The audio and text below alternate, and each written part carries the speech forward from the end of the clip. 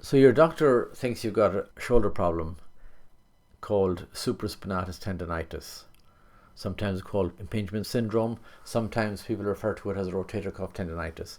And one element of rotator cuff tendonitis, the commonest one, is supraspinatus tendonitis.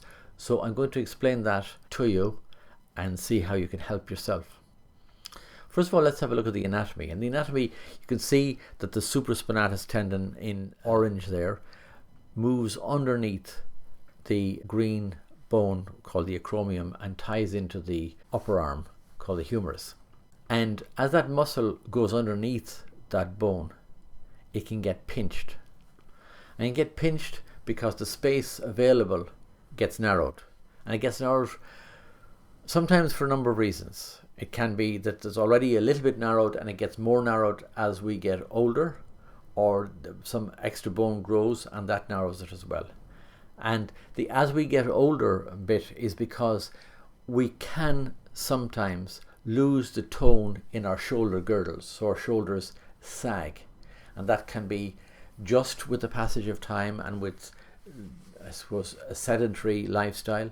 It can be because we're hunched over a desk or overwork for many hours during the day, and we don't give our shoulders enough in the way of exercises to keep them elevated and toned, so the space there for the muscle is reduced. So people with supraspinatus tendonitis, as you probably know, experience pain in the shoulder and down the arm. The pain is usually worse if you lie on that side at night, or if you elevate the arm and bring the elbow above the level of the shoulder. That brings on the pain, a so-called painful arc. It's also painful if you press down on the elbow and try to keep it up. That will reproduce the pain. So there are the tests one does to confirm the presence of the diagnosis. It doesn't show up as any abnormality on X-ray. Usually there's no need to do any further imaging tests with simple, straightforward supraspinatus tendonitis.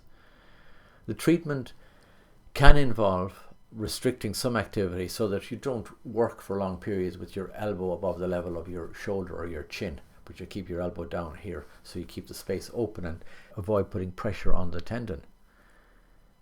You can also help the condition by doing some exercises that strengthen the tendon, and I'll show you those.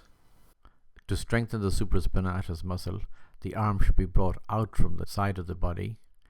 The thumb, initially pointing forward, should be pointing upwards at the end of the motion, and the arm held just under 90 degrees. Once that is easy, you can add some weight to the hand and bring out the hand, again with the thumb facing upwards, and hold for about 5 seconds, down, rest for 3 seconds, and increase the weight as the muscle allows. You can also do some simple exercises at home that will strengthen the shoulder girdle and hunch up your shoulders so they're strengthened. I'll show you those now.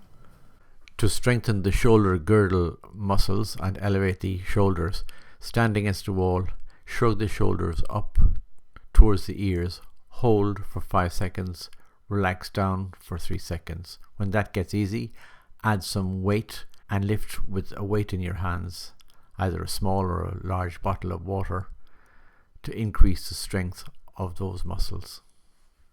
And then there's another exercise to strengthen or to stretch the back of your shoulder called a capsular stretch exercise, and we'll show you those exercises now.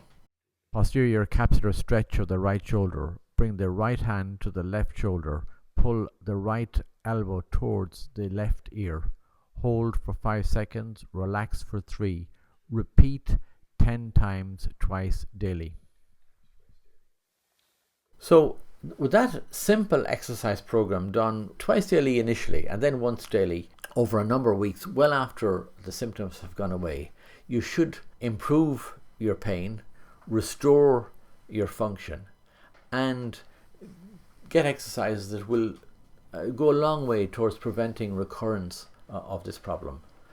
While you are sore, it is advisable that you work with your elbow below the level of your shoulder so that you're not painting or doing overhead stuff for any long periods. And if you do have to do something overhead, that you stand on the chair or something safely, so that the elbow then is working below the level of the shoulder.